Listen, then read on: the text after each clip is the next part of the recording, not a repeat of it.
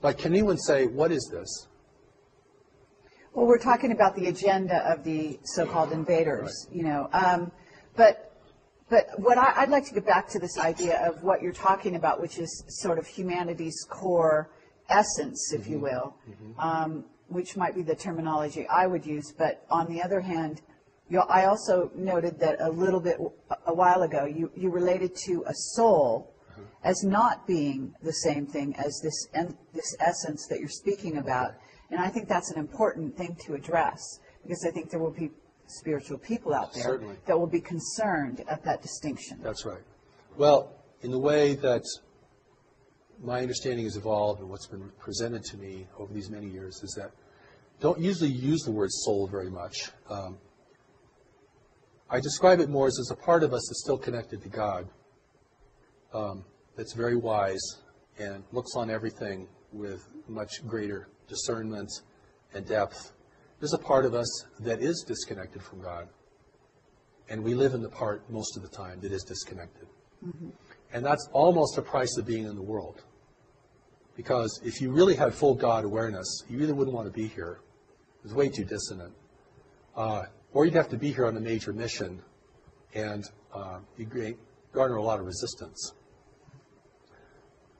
And that, in that sense, that's enough. If you know that a part of you is wise and a part of you is not wise, and you can distinguish that on an increasing basis in your own experience, then whatever your religious affiliation or belief or ideology might be, you can relate to this. I mean, people know what I'm talking about.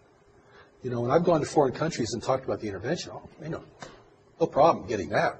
Hey, we've been intervened with for centuries.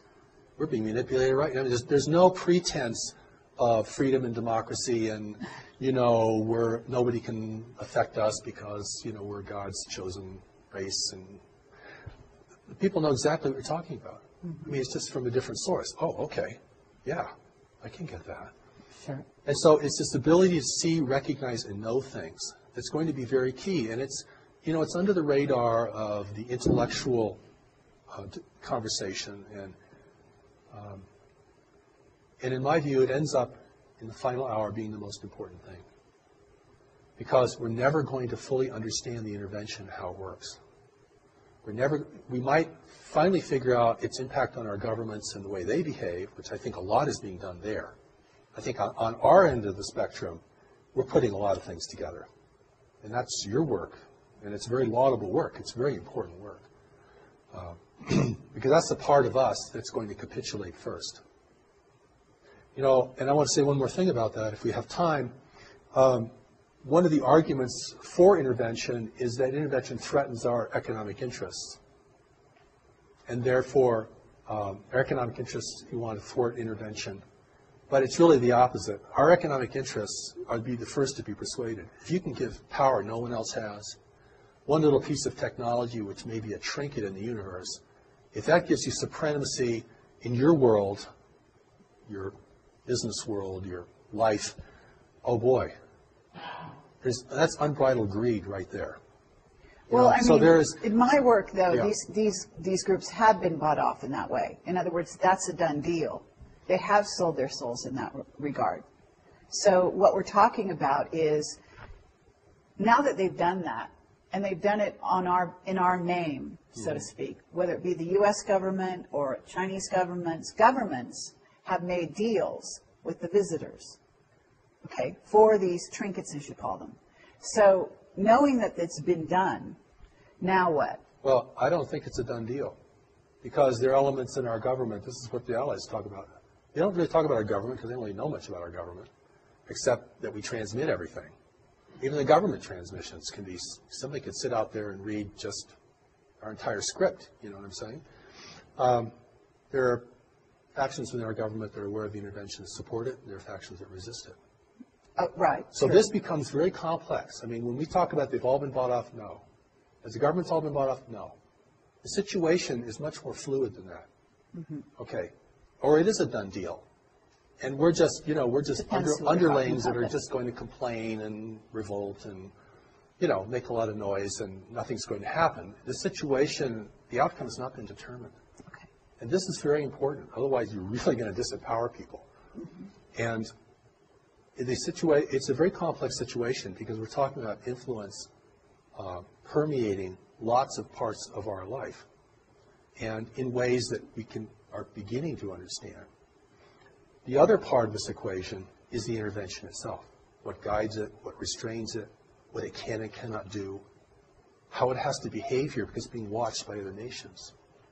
And so if it appears, like I said before, if it appears that we are tolerating, at least tolerating its presence, if it appears that we're accepting and benefiting its presence, then it looks like we are granting them permission to do whatever they want to do here. If that's the appearance, again, this is the problem. But there's a lot of that going on. So Yes. whether we can say, we could give percentages and so on and so forth. But the issue that I'm kind of trying to get to is that if we have a faction, and we're certainly aware of what we call white hats in the government around the world, who are not willing to cede sovereignty, whether it be of nations or individuals, to these visitors, whoever they are, regardless. Then at that point we have, in a sense, allies of humanity in our governments and in the powers that be, so to speak. And so given that we have that, then what is the next step? Because, there's a level at which individuals cede their freedoms, okay, and that has to do with how they interact with visiting races, and then also with governments and so on. And then there's a level at which governments cede their rights and so on. So at what point do they pull back, and how do they pull back? Because you're saying, in other words, if it's allowed on a certain level or tolerated, as you put it, then they proceed. So how do they say stop? In what is the terminology, what is the means, what are the methods in which individuals or governments or representatives of governments say to these beings, say to these invaders, stop? Or how does it communicate it to stop? I mean, if there's appearance of resistance here, opposition and resistance, that's powerful. Even if it comes from, the public. See what I'm saying? We don't know who's a white hat and who isn't a white hat in the government, and certain people certainly are, we can suspect in other ways, but it's what are we going to do? Right. What are you going to do? In your position, you have influence and can present many things to many people. What can I do? What can the people in this room do? What can anybody do? I mean, the first thing I think we have to do is begin to recognize this reality is occurring, and we have a responsibility to deal with it. If we think it's all going to be our government that's going to negotiate the outcome, we've already seceded our personal responsibility, regardless of the makeup of the government. I mean, the government may be more diluted than we are, and much more influenced. Very likely. And so, my view, but and that is, it's really, this is a real power to the people kind of message, you see. And I mean, even if you broadcast on shortwave out in the universe, we don't want intervention. We don't welcome intervention. Anything, any demonstration of resistance. I've been invited to speak at conferences, and I'll go to these conferences. I'm the only person who questions the extraterrestrial motivation.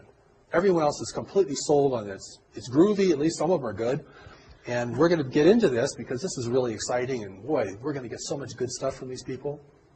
But we know as human beings that if you want something from someone, you can never discern them. You want something from the intervention? You've already given your power away. You're going to be blind because of what you want. sure. Or what you think you need, or what you think only they can give you. And what can they give us? They're not going to give us real technology. We turn into weaponry and probably, destroy the infrastructure of the world. They're not going to give us spiritual wisdom, or we wouldn't want intervention. They're not going to give us, high integrity, because if we had high integrity, we'd realize we're being messed with and we want everyone out of here. You all go home, please. We're not ready for you. We'll let you know when we're ready. When we establish our own rules of engagement in this planet and our own ethics of contact, then we will see who amongst you we want to communicate with. That's become a position of power and authority. Listen, the Japanese kept the Europeans out for 200 years. And how they did it was they burned every ship that entered their region. Not very nice. But the message got pretty clear, and after a while the ships stopped coming, right? So, if the Native Americans had done that in the United States, we might have a different nation today. White people would be the minority. At a certain place, someone could say to you that if we are where you say we are, what if I said to you that we are ready? Okay. What if I said to you that the information that I've gotten as Project Camelot is that consciousness on the planet is higher than is given credit for, going along the lines which you even are saying, which the Allied briefings, as you call them, say, and this is something I talk about when I go out and speak to groups, which is the amazing powers that reside in humanity that we don't give ourselves credit for. Yes. The amazing riches and skills and gifts that each and every person bring to the equation here on Earth. And that actually even superpowers are within our grasp. In other words, that this human encasement, whatever you want to call it, is perfectly conceivable for us because of our amazing potential genetically, as a genetic library, have all the skills embedded in our DNA that all the races that visit here have. In other words, they don't have something that we lack. We do have access to those things within ourselves. It's just that we don't know it. We don't develop it. But at this moment, I also think we are on the verge of, if you want to call it, I would not say, as Jack Nicholson says, you can't handle the truth. Actually, I say we can. And actually, speaking for this, humanity here, I say there is a huge contingent, in my view. They write to us every day. Now, maybe I'm overly optimistic, but I feel that consciousness is at a place where they are ready. And so, just to wrap up, what would you say to them? And I think some of your advice, or the Allies' advice in a certain sense, if you want to call it advice, is very pertinent. Because if we are on the verge and we are ready, then what's the next step? I would say that we can be ready, and we're not quite ready. We have, as you mentioned, we have the resources to be ready. We know more about this planet than any other race in the universe. We're the only race in the universe who could survive here successfully without a great deal of adaptation. We know more about our nature than any other race in the universe. We know more about our history and our tendencies than anyone else in the universe. And that if other nations want to help us, they should share us their wisdom about what life is really like and the pitfalls and dangers of functioning in a greater community. So my emphasis through all of my work is to empower people to be strong, effective, and compassionate. But we're going to need strength. I put that first, because you can't be messing around in the face of the greater community. This is big time life. And we're still in a very adolescent phase collectively as a race. I mean, we're still very indulgent and foolish, and we're not responsible for the future. We're not saving resources for the third generation out. I mean, we're using up everything. So I think the change in that is a change, not just a change of understanding, but a change of heart, to realize we are the stewards of this planet. If we want to continue to be the stewards of this planet, individually we're going to have to learn some new things. And we're going to have to become really strong and honest and effective in our lives. And this is about individuals now. This is not about going to change the government. I think that's pretty hopeless as the first step.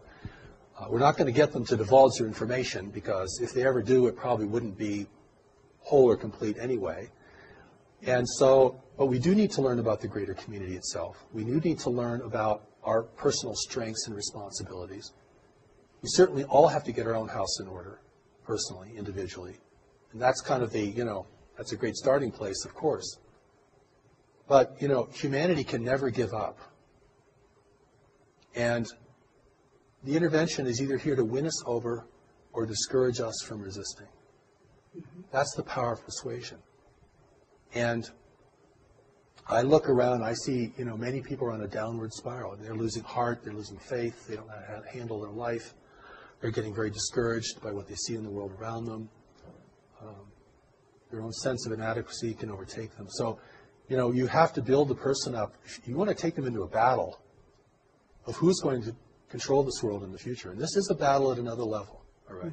This is like warfare at another level. Okay, we're not going to be clubbing each other over the head. But we are going to be determining, what has power and meaning in the world. And that's why, in my work, we present the Steps to Knowledge. It's available online. You can go read the Allies of Humanity at alliesofhumanity.org. Go to newmessage.org and study Steps to Knowledge. Putting tremendous things available so we can reach people not only in the Western nations, but all around the world. And something like 60% of the planet has access to cell phones now. It's amazing. And so that education and orientation has to happen, because no one on earth is going to win if an intervention is successful here. There are no winners amongst us. The profiteers will be subjugated just like the rest of us in a controlled world. And, we're rich or poor, whatever our race, nationality, we're in this together. This is our world. And we're going to have to really re-earn the right to have it be our world. We have to clean it up. We have to build kind of networks of cooperation even just to do that. So I'm talking about something very expansive, very complex, but the incentive has to be there. And the incentive isn't just for wonderful things. The incentive is also the fear of failure, because we can fail. And there's nothing wrong with being aware of that. We don't have to be terrified of the world to be aware of that. That's just a reality that we know we can fail. And if we understand that correctly without denigrating ourselves, then we know we have the power to rise to occasions. And certainly there could be no greater occasion than this. Thank you.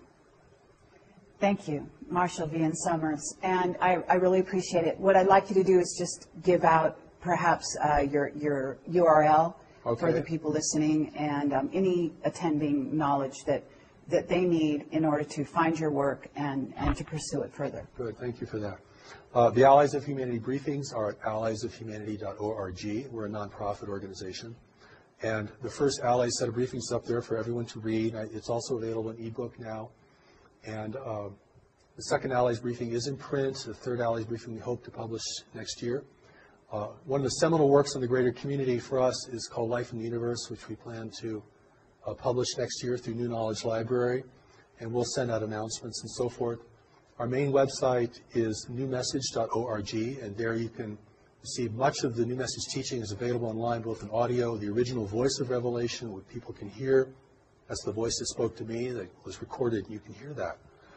As well as, we made a tremendous amount of things available to people, as well as elements for study and application, greater community education, all these kinds of things. We really want people to have access to this, and we welcome your participation.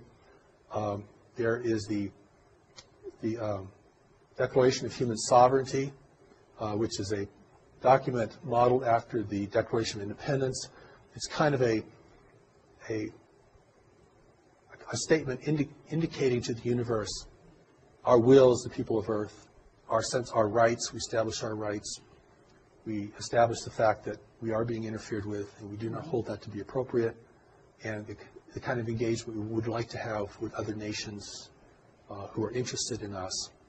And that's a very powerful document, and I think, there's already minds working on this. This is, we may think we're alone, we have a small group, or maybe we're all alone as an individual, and we're trying to put all this together, but there is a groundswell around this, and there is a greater community awareness that's growing. And that awareness really has to be wise and efficacious, and that's why I invite people to explore these materials. And thank you again. Okay, well, thank you very much. Now I'm going to ask you one question that's going to open a whole can of worms, but I'm going to do it anyway right at the end, sort of a addendum, because I realize that if I don't ask you, people are going to say, oh my God, you didn't deal with the subject. So, Earth changes, and you have a video out that's fairly recent that I saw. I'm not sure if I saw the whole thing. I saw part of it. And you're addressing some of the imminent Earth changes that are going to be happening, and specifically you were addressing even this fall. And so this is a timely interview. Yes. We're dealing with some possibly imminent Earth changes as I speak. Today is September 11th. 2011, sort of an auspicious day, perhaps, by some people's estimation. There's potentially Elenin, there's potentially Nibiru and or the brown dwarf incoming to our solar system. Not sure where you stand on those topics. Mm-hmm. But basically, what can you say briefly with honoring the fact that you do have it, have some issues with the length we've been going and so on. Just briefly, could you address what you think might be imminent and why? Well, I'll deal with the prosaic first, and the things that we can all touch upon is the fact that food, water, and energy are declining resources in the world, and will be increasingly so. And those things, which seem to be the most ordinary kinds of things, may in the end prove the most difficult for us. Certainly, earthquake activity is increasing. Volcanic activity seems to be increasing, from my understanding. And but I think the thing that's going to create tension between nations and in communities and within our own personal lives is going to be really the fundamentals. And the fact that when you look out on these beautiful mountains here, and I don't know if your camera can take any of that in, you're going to look at a dying forest. That's a dying forest out there, beginning to die. That's because the planetary climate has changed only 1 degree Fahrenheit. That is enough to unleash forces that I'm not sure anyone could foresee. Maybe if people did foresee that in the western United States alone, we've lost 40 million acres of trees from a very slight variation in our climate alone. That and the availability of water, clean water, the growing aridity of the world, particularly in highly populated areas such as Africa, the Sahel, the Middle East, Southeast Asia is having a critical water problem. These are earth changes that these are big things. This is a 4-alarm fire, actually.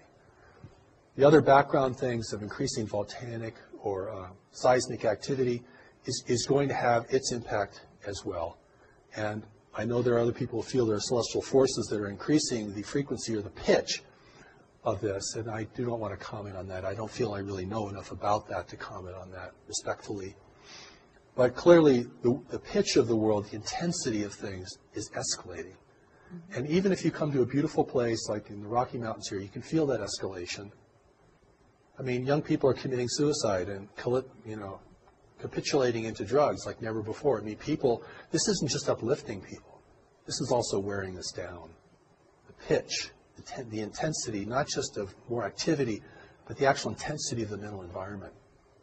And it's really something. And to keep your head in all this, you have to become very strong, very grounded in knowledge, and very appreciative of the greater powers who are here to assist us beyond the visual range. And I think that, we have to accept that we're entering into a new world.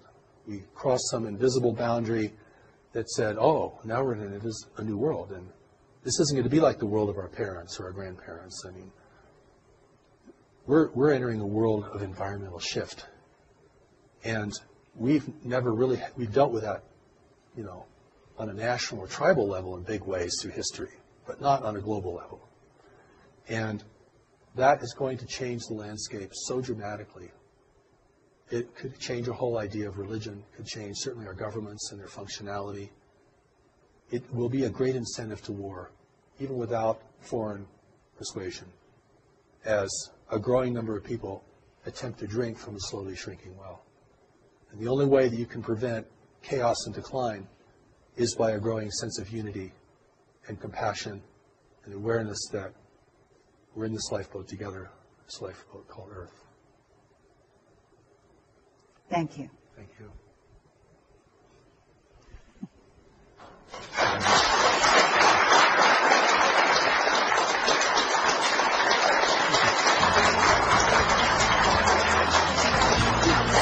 You're good.